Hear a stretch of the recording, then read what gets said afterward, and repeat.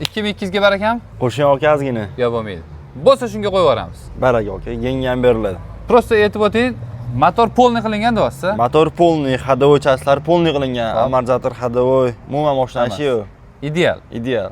Nima xarajati bor hozir? Umuman shu yo'q. Umuman shu yo'q. Faqat olishadi, minishadi. Olishadi, minishadi. Diska balonlar ham lekin Balonlari yangi, diskali taqilgan hammasi. Bo'ldi. 2200 ga xudo xolasa generalniy bo'ladimi? Generalniy bo'ladi, 3 desa 3 yilga.